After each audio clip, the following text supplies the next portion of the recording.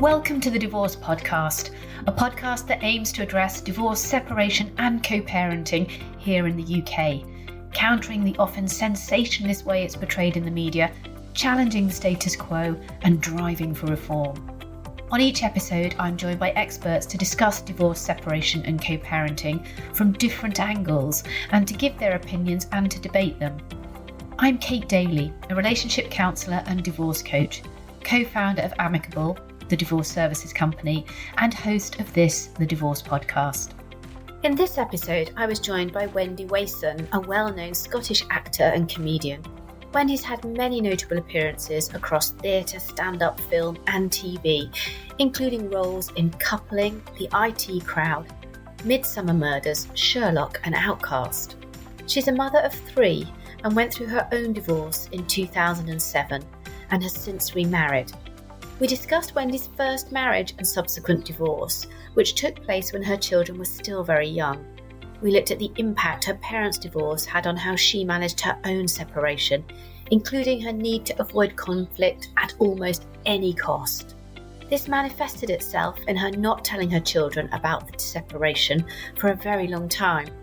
I found it interesting that Stand Up presented Wendy with a lifeline both financially and emotionally, although she described the difficulties that come with being a single working parent, particularly around organising childcare.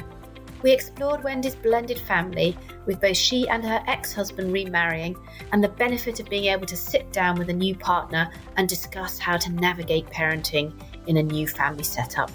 I was touched by Wendy's story, and I hope you are too. If you really loved this episode or want to hear more episodes like this, then please make sure to rate us on your preferred listening platform. Enjoy the episode. Welcome, Wendy. Hi, thank you for having me. Oh, it's lovely to have you. Thank you for joining us. Now, I did a little bit of research and I understand from looking at some background that your own divorce wasn't your first brush with divorce, shall we say, and that your parents divorced when you were quite little. Can you start just by telling us a little bit about that experience from a child's perspective? Well, my parents divorced when I was about 4 or 5, and there was quite a lot of shouting in my house when I grew up. So I remember the shouting stopping when that happened. And I do think it's there's a trauma involved as a child with all that shouting, because you do want the parents to be the strong one and the stable one. And it was painful. Like when my parents divorced, I always remember I used to hate Christmas because I always felt like somebody wasn't there. Right, so you got that sense of somebody missing out then, yeah. Well, somebody missing, or there would be, like, you'd have Christmas morning with my mum, or we'd go to my dad's, or there was always sort of some kind of making up so that someone got a bit of a bit of you, but you didn't feel like, it's difficult when both the people that you love don't like each other, because you want everyone to be happy, and when they're not in the same room as each other, they're not happy. I think it's a real pull for children. Well, it certainly was for me, because I was aware that my dad wasn't there, and that my mum, and when I was with my dad, I always joke that I need 2 men in my life, because my mum remarried and I had a great relationship with my stepdad, and my stepdad would do all the maths homework and all the discipline and all the boring stuff. So, and he was the secure, stable pair of hands, and my dad would take me shopping. So what I want is 2 men in my life, one that'll do the stable, secure, loving stuff, and the other one that'll take me shopping. Yeah. My husband's not quite as keen on that arrangement, but Yeah, I can imagine. Yeah. I'm not going to ask you which category he'd fall into as well. That would be way too unsubtle. He does a little bit of both. So it's weird, isn't it? Because you were just saying then you've got that double pull. You've got, I want the shouting to stop. So on some level, even as a child, you can appreciate that maybe it's a good thing when the shouting stops and that these 2 people need to be separate. But at the same time, with that comes all of the difficulties that many children experience with having separated parents, where you are pulled between 2 lots of love. Even if they're loving parents, you're still pulled between the 2. I don't know what the answer to that is. It's really difficult, because looking back on it, I think you understand. And my children would say to me now, my older ones, because I had 2 kids with my first husband, and they are so, like, they know that their upbringing and their stability comes from my second husband. So they appreciated that and they're grateful for that. And I always remember when my daughter was about, and I used to agonize over it, because obviously I didn't want to get divorced, and thought, well, I'll stay for the sake of the kids. And then one of my friends said to me, Do you want to turn around at some point and tell the kids that the upbringing they thought they had, they didn't have? Or do you want to lead by example? And I think it's that put your own oxygen mask on first. You have to look after yourself first, because then you're in no position to look after your children if you're broken yourself. Yeah. And I always think as well, you know, what do you want to be role modeling to your children? That because if your children came to you for advice, you wouldn't give them the advice, oh, stick it out in an unhappy relationship, darling, because, you know, there are other things you've got to think about. You just wouldn't ever do that to your kids. So and then about 3 years into, why would you do it for yourself? And then about 3 years into my relationship with my husband, it was my birthday and we were unwrapping presents, and there was like I had we were a bit, my husband's an actor, so it's either like feast or famine in our house. And so I was getting lots of vouchers, like vouchers for a lie in bed and vouchers for a cup of tea and vouchers for a bunch of, like, just that. So we made all these vouchers. And my daughter turned to me and said, Mummy, I hope when I'm a big girl, I meet someone who loves me as much as Stephen loves you. Oh, wow. And then you go, yeah. That's it, isn't it? That's all you can want. Exactly. So tell us about that first marriage then. So you met your husband, presumably had a great relationship for a period of time. What happened and how did you come to the decision to divorce? So my ex-husband and I didn't argue about anything. We met each other, we fell in love, we had a romantic time. I was quite impressed. I was from Edinburgh and I came to London, and he was hanging out in lots of sort of fancy showbiz parties, and I was in my 20s thinking, wow, this is really cool, and this guy likes me. And sort of and then we got on really well. We didn't argue about anything. We were both not very good at conflict. We'd shy away from conflict and stay out of the way until the situation passed. And then there was no arguing, because I grew up in that house where I was like, I don't want any arguing. But the problem is, when you don't argue, if you've grown up in a house that's arguing, you don't understand about conflict resolution. You don't know that you can fix it. You don't know that you can sit down. My husband now, he wants to get to the nuts and bolts of everything and sit and talk and talk and talk. I'm a brooder. I'd rather just go in a huff and wait till I feel better and come back when I feel happier. But then nothing is resolved. So it's really out of my comfort zone to sit and pull something to bits and to not use words like, you always do this, you always do that. It's that sort of... The always word, yeah. Yeah, the always word. And it's learning like how to argue like a tennis. But like I explain it to my children, it's like tennis. When you're the player, you see it from your view. And your opponent sees it from his view, and the umpire sees it from his view. So you can never cross the net. You've got to stick between you and the umpire, and then that's all you know, because you don't know why people are doing what they're doing. You just have to say, when you did this, I felt like this, and that's it. It's the most valuable tool I've ever been given. When you didn't unstack the dishwasher yesterday, it made me feel like you don't care. And then just that, you bat the tennis ball and go, that's how I feel and that's how I'm thinking. But I didn't have that. I didn't have those skills in my first marriage. So things went undiscussed. And then there was the end got a bit muddy. There might have been infidelity. There might not have been. I don't really know. He wanted it more than me. He wanted a split more than me. I went to marriage guidance, and the marriage counsellor said to me, do you accept that sometimes men cheat and we have to move on? Wow. Okay. And I was kind of like, I'm not sure that I do. But funny now, but at the time I was kind of like, I remember thinking, like, now there's a phrase for it, isn't it? I'm like, am I gaslit by the counsellor? And I was really sad, I wanted to fix it. And then I remember sitting with his parents and him saying, I just don't find her attractive anymore either. Wow, gosh, yeah. With his parents you 2 kids there as well, yeah. So I was like, wow. And then, so there's a steeliness in me that I don't find until I need it. And I was kind of like, yeah, I'm not doing this. And so, but he didn't want, like, I remember him sort of did that thing. Remember when you were a teenager and you would just behave badly to your boyfriend or girlfriend so that you didn't have to do the dumping? I felt like a bit of that went on. Right. Yeah. It just made it so uncomfortable for you that you had to say it, yeah, to be the grown up. Yeah. And I was kind of, I don't want to live like this. And then I remember being really upset and really hurt. And one of my girlfriends said to me, a very wise girl called Nikki Shizler, who's no longer with us, but she said to me, you need to address this because you want him to hurt as much as he's hurt you. And that's not going to be the case. You can't do that. You have to just work on you.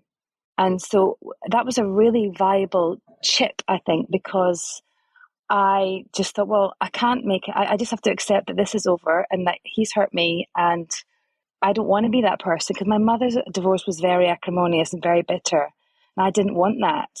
And I think once you make the decision that he's not going to hurt, this isn't fair. It's not fair. But the best way to sort of move on is to make myself happy and to make my children happy. Well, that's a really important point, isn't it? Because obviously, with the purpose of this podcast, the reason that we do this is because we're trying to help people divorce and separate in a more amicable way, and to share stories of how that's possible. Because when you're in that really hurt phase, it can feel impossible, and it can feel like amicable is just something other people do and it's never going to happen to me. But it sounds like you had some moments of realization that stopped you going down the bitter and the acrimonious route. And that some of that was about talking to friends. But was there something that just was it just like a decision almost, like you've just explained it? Like, right, I'm just not going to go down this road. We sat at a table and we had a place in France. And we sat there and it was half term and things had been awful for ages. And I said, is this how you want to live? Is this the marriage you want? And he said, no. And I was kind of, so what do we do? Do you want to split then? And he's like, I think we should. And I remember thinking, wow, that's it. So it was kind of not like a big bust up. It was like a souffle that sort of just deflated. And I remember thinking, right, okay, well, I can't. And we were living in Hastings and I couldn't work in Hastings and have two small children. So I moved to London. And I remember, like, talking of not addressing things, I remember, like, we'd moved to London and I was on my own with the kids and he was still in Hastings. And he came round one afternoon to get the kids and take them out for a day out. And I remember him saying, I said, are you all right? Because you look dreadful. I said, are you okay? And he said, yeah, I just feel like everything's slipping away from me. And I remember thinking, slipping? Your wife's moved out the house and the kids live in London. That slipping is not what's happened here. This is all gone. And it was really bizarre. But also, I tell you what I did do. And given that I grew up in a house with conflict and then avoided conflict in my first marriage, I didn't want to tell the children that mummy, like, we were like, mummy and I are going to move to London. And my friend and I were, my friend was babysitting one night and she put my little boy to bed and she said and Max was chatting to her and he said, Kate, where's Ethan's daddy? And she said, Ethan's daddy and I, we don't live together. We split up. We live in different houses. And Max said, oh, my mummy and daddy live in different houses, but they haven't split up. And I was kind of like, oh. So I'd done this thing to protect them and not to do the acrimonious thing. But in doing so, I had also not taught them that it's okay to be sad and to feel better and to fix yourself. I was doing it all behind the scenes and they knew, because your children know. Your children know if you're sad. I always say that to people. I think kids have a sixth sense, don't they? They understand much more than they can communicate, and they pick up on things even if they don't understand them. And where you haven't spoken to them, they'll fill in the gaps themselves, and that can be almost worse sometimes than actually just doing the difficult conversation, can't it? About mummy and daddy are, love you, but we don't love each other in the same way. Yeah. I went to a great therapist called Pamela Bartram, and she helped us how to be a family of 3 rather than a family of 4 with one of us missing. And I remember when we walked in feeling like I'd failed utterly, because we went into the room and Max had said, oh, there's a cat there. My mum's allergic to cats. And then my daughter went and got me a seat and she said, your kids are looking after you. That's not how that dynamic works. Interesting. So how did you eventually have a conversation with your children then? I sat them down and said, Mummy's quite sad about it and Mummy cries about it, but Mummy loves you very much. It will be the best thing for us. So you didn't do that together, you and your ex-husband? It was just you by that point? It was just me by that point. Yeah, and there was no way he avoided conflict at all costs. So there was no way I could, A, have the conflict of saying, let's sit down and do this with the kids, and B, him being there and we're comics, so we're much better at sharing our feelings with like vast rooms of strangers than we are with each other. Yeah, and laughing about it. And I suppose it's tricky, isn't it? It's a tricky one to laugh therapy, about isn't it? At the moment with your kids. Yeah, comedy's free therapy, I'm telling you. Well, we've had a couple of comedians on and they say exactly the same thing. It's just like, being able to discuss your divorce with, as you say, a room full of strangers can be a very sort of cathartic experience. Did you do that? Yeah, I did. And when you say things on stage and you get an audience reaction, like, oh, because also I always used to think, like, because you think, hang on, am I being out of order thinking this? What is that on Mum's Net? Am I being unreasonable? Am I being out of order thinking this? And then you'll tell an audience and they'll gasp and you'll be like, oh no, okay, so I was on the right path to be annoyed about that. So it's kind of like workshopping your reactions. Yeah. Testing the normalness of them out. Yeah. Yeah, is this normal? Is this all right? Am I being hysterical? No, I'm not being hysterical. So that was useful for me because obviously when you've got your head down and you're bringing up two children and you're working, there's not really a lot of space. There's not bandwidth to process your feelings sometimes. So when and how did you process your feelings? Because I agree. I think in the sort of maelstrom of getting divorced, when you're sorting out all of those practical things, and if you are then single parenting or solo parenting, there is no headspace to do any of that. But we all have to do it at some point. So for you, when did that process start to unfold? I think time on my own, like I listened to when you're sort of single, a solo parent, not a single parent, because I did have the breaks and I did have someone else sort of pulling up the slack when I couldn't, processing that and just taking time to sort of, I remember thinking I have to feel this because it is like a death. It is a bereavement because it's not just the fact the relationship's over. It's all the sort of things you plan for and all the way, we all do tell us the stories of when they're 10 we'll do this or when they're 15 we'll do this, and that's not playing out the way you imagined it. So there's a loss of the dream there, or that sort of future you. But so it's taking time to process that. And also, I'm not good at change. I get really upset at change. And often, like, people go, big changes make way for better things. And you're like, yeah. But at the time, I just feel lost and at sea. But it is sort of sitting with those feelings and working through those feelings and talking to friends and talking to the kids. Saying, you sad about that? I'm sad about daddy today. But it's important to tell your kids that they can hurt and heal. And I think it's also important to distinguish between sad and bad. So we often say divorce is a sad thing. It's not a bad thing because we don't want us or your children to carry shame and guilt about being divorced. And I think that's really important. And I think my mum struggled with that. My mum was quite a devout Catholic. So when she divorced, there was the shame attached to it as well. Well, you talk about shame. I read one of your blogs from a few years ago all about the shame and guilt when you go to an airport and you've all got different surnames. I thought that was a really interesting piece. We talk about shame and guilt a lot on the podcast, and it's really hard because you can't tell somebody you shouldn't feel shame or you shouldn't feel guilt. But why do we still feel shame and guilt when divorce is much more accepted than it was? It is, but also it was a long time. I'd go through the airport and my name's Wason and the kids' first names, like the elder ones are first and the youngest one's Hagen, and I'd be like, my ex-husband could abduct my kids any day of the week and take them away with their surnames, but I have to have a letter from my ex-husband saying I can travel with the people that I grew. So when you divorced, you didn't change any surnames, you just kept the surnames with their dad's names then? Yeah. So I wonder whether people are really even aware that that's an issue, because I don't think it's a very well publicised one. I think it's one of those issues that creeps up on you the first time you travel with your kids if they've got a different surname to you, isn't it? But yeah, so you have to travel with a letter from him, a letter from a lawyer explaining who the kids are. But then also that thing where they take your hand luggage off you and say, oh, we're going to check this bag in, and you can find yourself at passport control without all your documentation being quizzed on why you're traveling with these kids. Yeah. So mine have the same surname, but I'm always super careful. I carry any orders to do with the children or anything with me when I travel at all times. I think that's probably the best thing, isn't it? Just to err on the side of caution. Well, actually, we're traveling with my marriage certificate, my decree nisi, my birth certificate, just all the documentation, just so that you're covered if you do get stopped. Yeah. It's a nightmare, and different countries have different rules about it. Some are way more stricter than others as well. I know America and South Africa are super strict. And France were like, we're just checking the missing kids list. My children were like, what are you doing? Yeah.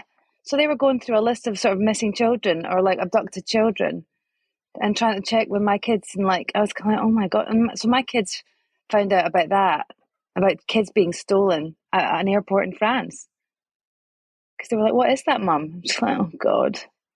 Something I don't particularly want you to know about, but there we go. So, we got onto that, but we were talking about your healing journey. What sort of things did you do to heal? I know that's something that people are interested in when we talk on the podcast, because when you're feeling really hurt and broken by the process of divorce, what sort of steps, what did you do? I know we can't all get up on stage and have our, free therapy, but what other things did you do? Well, initially I drank too much. Right. I took the kids to bed and drank wine and thought, this is not serving me. Yeah. I can't, I physically can't drink a bottle of wine a night.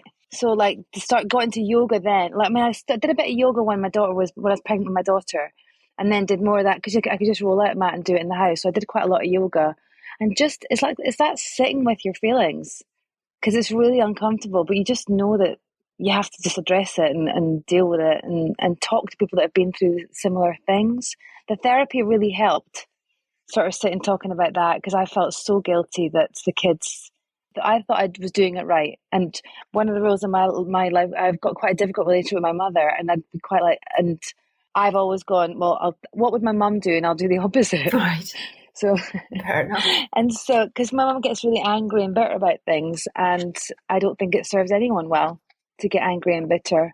And I remember even the conversation about the lawyer and the actual nuts and bolts of the divorce, saying, we need to fix this out because we need to sit down in a room and say, I need this and I need that. And then say, because I didn't want to be in a legal situation where I was paying loads of money to lawyers and we were both screwed for cash. So we sat down and worked out financial arrangements. He said less. The lawyer came back and said more. And then we agreed in the middle. So you said you had some therapy and you had some family therapy as well as some individual therapy. What sort of therapy was it? Like listening? It was just talking therapy. So it was just talked about it and cried a lot and was crying about how privileged I was and how when you first do therapy, I've got nothing to cry about. I've got a roof over my head and I'm fine, but I'm sad. And and I think they've heard it all before, haven't they? But you've got to get beyond that, haven't you? You've got to get beyond a place where you can actually, as you say, I think it's about grieving the things you lost, the life you thought you were going to lead, and now you're not going to lead. And I think you have to process that. But it sounds like you've always been a fairly independent person. So you weren't dependent upon your husband. So you could leave, you could decide to continue with your career and those sorts of things. How much did having that sense of financial independence and that general independent spirit, how much did that play a role, do you think, in you being able to recover? I think it's really important to sort of talk about the financial independence, because it doesn't feel financially independent when you're struggling for cash. And I think because I was skint. Even now we were laughing because my son was laughing at me because I had a friend to stay, and they stayed for a week and they kept buying discounted, that ticket on the just about to go off ticket, and you get discounted stuff at the supermarket. Yellow ticket. Yeah, I struggle with that in the fridge because that reminded me of being this bringing up the kids and I used to buy all the cheap stuff. And I didn't realize how because every so often it's like a rope, isn't it? And every so often a little string gets tugged and you're like, ow, why do I feel that? And I didn't like that because I had an ex-husband that was giving me some support, but nowhere near the life that I'd had before. And if he didn't have any money that month, he'd be like, I don't have any money this month. But the kids still need fed. So I think in many ways the divorce sort of helped my career because I just had to get out and work. I had to do a gig. I had to go, and stand-up is a great job for a single mum or a solo parent because you can you get the kids up, you take them to school, you get babysitter, you go out and do a gig. So you're around during the day. But it's still quite expensive, isn't it, when you're having to get babysitters in order to earn a living, and that whole childcare trap that you can fall into, whether you're a single mum or a single dad, it's irrelevant, isn't it? But if you have responsibility for the children and you've got very high childcare costs going, it's really tricky in those early days, isn't it? Until they get to a level where you don't have to have them babysat for every 5 minutes that you're out. Yeah, I remember being white with fury because mums sort of understand this sort of exchange thing. Like one day I'd say to one of the mums at school, I'll pick up your kids from school if you can get mine. And my ex got the kids picked up by another mum one day when it was his day. And I was like, you've used up my chips. Yes, exactly. That's I have to look after her kids. Yes. You've used up my favour. Yeah. I always remember the thing with me, I was just I used to run a lot and just having to think that I'd have to get a babysitter just to be able to go out for an hour and a half run was just, it used to do my head in. But it's so important because after you never think I wish I hadn't run ever. No. You always think I'm so glad I did that, even though it's a pain in the neck and it's a faff, but it is. I mean, even the sort of 10-minute ritual of putting makeup on just feels like you time.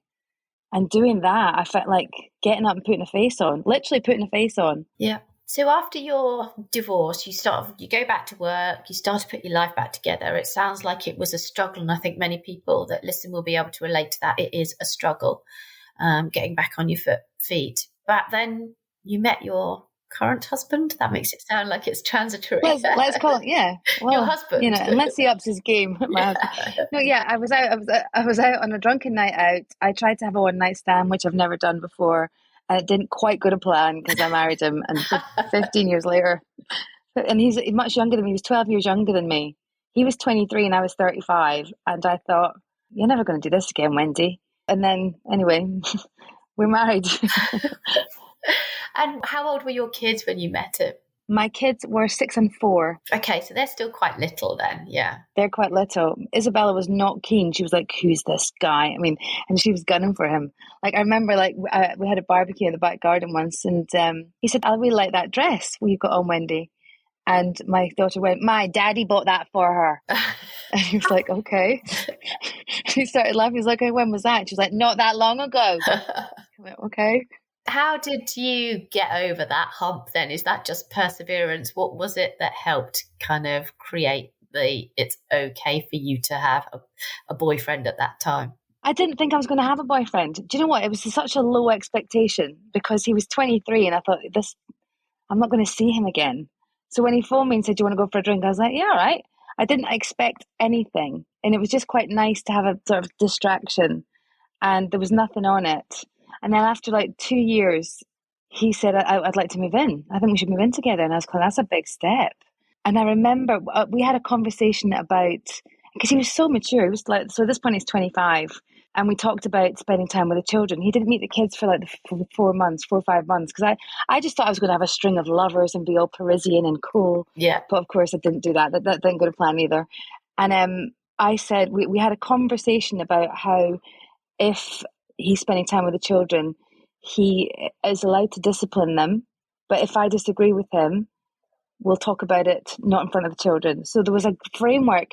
I had a conversation with him about it that I'd never had with my ex about. I don't know if people sit down and come up with a strategy of how you're going to parent children, but I think it would be useful because I felt like I had to back him because children are amazing for seeing chinks in your armor. So I felt like we had to be united on the same thing in front of the children. And then when they weren't there, I'd be like, I thought that was a wee bit harsh when you shouted at him for having his elbows on the table. But that conversation would be away from the kids. But we talked about that. It's really interesting, isn't it? Because you're right. When you're like first time parents, you don't necessarily have those conversations about what's our strategy, you just sort of assume things having lived with somebody and sort of known how they are, don't you? But as co-parents, we always say to people, if you're going to co-parent, it means having a set of principles that go across both homes, and therefore you've got to discuss them and sort out what they are and all of that kind of stuff. And the same within blended families. You need to be a team, and you have to be a team first if you're going to parent in that way. So it's really fascinating. But it's interesting that you had that conversation. You sat down and you said, we're going to back each other up, but we'll talk about where you agree and disagree. And did you find big differences?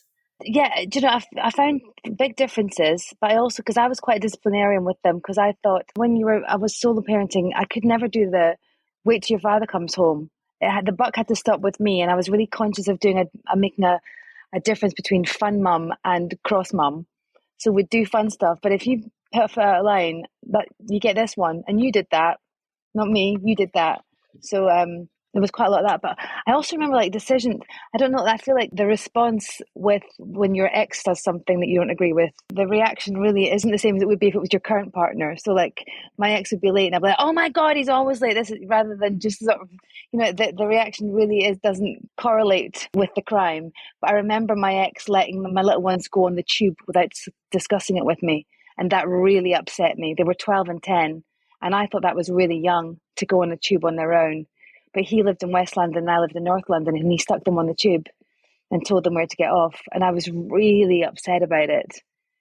But, there's always going to be those things where you don't agree and you think, I would never have done it like that.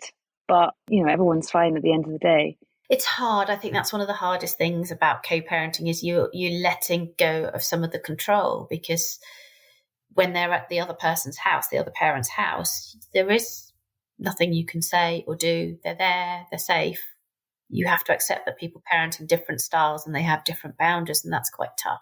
And now that they're older, the kids have things to like. My daughter's 20, my son's 18. Well, 18 next month, and he has a real, they see things done differently. So like their dad's a performer, but they'll be like, Dad would go out to a fancy restaurant, Mum, and he'll spend money, but he'll say, just order a starter to share and do this. Whereas I won't go out for dinner as much, but when I do go out for dinner, I'll be like, have what you want. Yeah. And I see them coming up with their financial mechanisms because they see how they want to do it and how they don't want to do it. And my son definitely is like, I don't want to go for dinner if I can't afford it. I don't want to go for dinner if I'm having to share a starter. I want to go and just have my meal. And that's kind of, everyone's different and you'll figure that out yourself.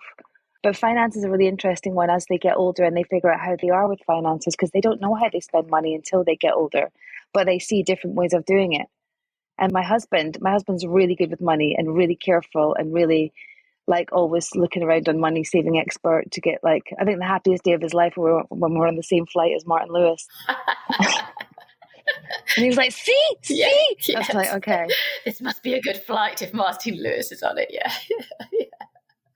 Love it. What's been the trickiest bit about navigating a blended family, do you think, then? So you've got effectively 3 people in your children's lives. I don't know if your ex has a partner even, so 3 plus people. My ex is remarried. Yeah, my ex is remarried. And it's that thing of sort of battening down your first reaction. You have a knee-jerk reaction. And I always think, have a beat. Because like my daughter said that she'd gone to their wedding and that her stepmom had gone, this is my daughter. And I was kind of like, she's not. But then, do you know what? As long as people are loving your children, who cares what they call them? I think that's really good advice. The more people that can love your children and have a positive influence on their upbringing, the better. Yeah. But I think it's natural as well to feel territorial about your own children. Yeah. I was like, she's my daughter. But of course, do you know what I mean? She's a great girl and she's loved. And that makes me happy. I know that if anything happened to me, my kids would all be fine. And I kind of feel like that's the end result, isn't it? It's not that they'll need you forever. It's that they'll be fine without you. And what do you think is what you sort of been through? You've been through parents' divorce, you've been through any divorce, you've remarried, you've done the whole blended family thing. What surprised you most about yourself on that journey? I didn't realize how resilient I was. I didn't realize a good thing is to sort of I found, and it was a yoga thing that taught me this, was when you feel like feelings aren't you, emotions aren't you. There are things that are passing through you, and when it gets too much, rather than going, oh, you always freak out when somebody's late, or you always do this, because you know how negatively we talk to ourselves. I don't lose my key. I'm like, oh, you idiot, you've lost your keys again. And learning not to talk to yourself like that, because we're all doing our best. But also that feeling of, oh, I'm really upset that she said that. Why? Like, I remember my daughter saying, my stepmom said, I'm so glad Daddy's not a cheater. Daddy would never cheat. I'm so glad that my dad's not a cheat. And I thought, because I had obviously my knee-jerk reaction. But there's some things you're just like, you know what? You don't need to have that. You don't need to pick that to bits. You can smile and nod and process that, because that doesn't help. It doesn't serve anyone. It doesn't help anyone. Interesting. And, having been through this and you've had some space and time to reflect on it now, because I think your divorce was 2007. What would be the best advice you could give somebody who's listening and is maybe in the very beginnings of a divorce and struggling with all those feelings of overwhelm? What would your top tips be?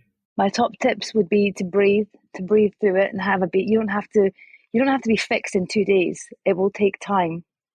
And don't want the worst for the person that's upset you. Just want the best for you. And make sure you pay attention to you. Because you, as parents, sometimes we put everyone else's needs before us. But it's really important that we're in a position where we can help other people and help the people that we love. And it will get better. And I think just not wanting the worst for the other person, because, yeah, it feels like a slur and it's awful and whatever they've done can be, or whatever reason the relationship ends. It's never like a comfortable thing, because it does feel like someone's really got to know you and then go, nah, I'm out, which is like, oh my God, ow. But also it's not necessarily that. It could just be that it's just, I don't think you need to pull it to bits. I think you just need to sit with it and build yourself up from the ground up. And I think you can be two good people who just aren't good together, and that's okay. Or don't remain good together, even if you started as good together. And I think that's okay. And that's the important thing, isn't it? Like you say, I think it's really interesting what you say about not wanting the worst for the other person. Because I think if you can do that, you have a much better route through all of this. And ultimately, I think your kids benefit from that if you can have a better route through it. Yeah, absolutely. Because the kids still love your other half. They don't, it's not their fault you split up. No, exactly. The other parent's important to the children, absolutely. And not slag off the other half, although it's really hard to sort of bite your lip. Just not slagging them off. Definitely not in front of the kids. Just that's what glasses of wine and friends are for. Yeah, you can close the door and bitch as much as you can, but just not in front of the kids, because they figure things out for themselves, and they don't want you to be the parent that's slagging off the other one. Yeah, exactly. I think that's a really important thing. And you've got kids who are older now, so you know that from experience. But kids do work things out. They do understand the contribution different parents have made, and that's how that's positive. So I think it's important that you don't slag off the other parent. I genuinely do. So yeah, hard as that might be. Yeah, we know it's hard. Bite our lips. Exactly. Where can people see you? What are you up to at the moment? Writing. I'm writing a book at the minute, actually, called The Life of My Men, which is, my daughter said to me, "How do you know you've got a good man, Mum?" And I was like, "You don't. It's a leap of faith." So it's basically about all the guys, like people that I've known, people that I've met, my stepdad, my dad, also the boy at school that I went out with for 2 weeks and dumped because I thought he was so boring. And I see him on Facebook. And he's not giving his wife a moment's worry. He's one of those sort of happily married family men that is dull when you're 16, but also attractive when you're 40. Yes. I bet he's financially stable. I bet he's not in debt. I bet he remembers his wife's birthday and the anniversaries. Yeah. But it just wasn't right for me. Yeah. Yeah. It just wasn't right for me at 16. Excellent. So I'm writing that. And I'm on Twitter and Facebook and Instagram and all that kind of stuff. You can catch me there, Wendy_Wason. Wendy_Wason. Brilliant. Well, listen, it's been fascinating talking to you. Thank you so much for sharing your experience. And of course, you can find out more about the podcast by subscribing to this podcast at thedivorcepodcast.com. You can follow me on Twitter. I'm at Kate_Daly. And you can hear about new podcast episodes coming up on Twitter as well, at divorce_podcast. Thanks ever so much, Wendy, for joining us. And thank you too for listening.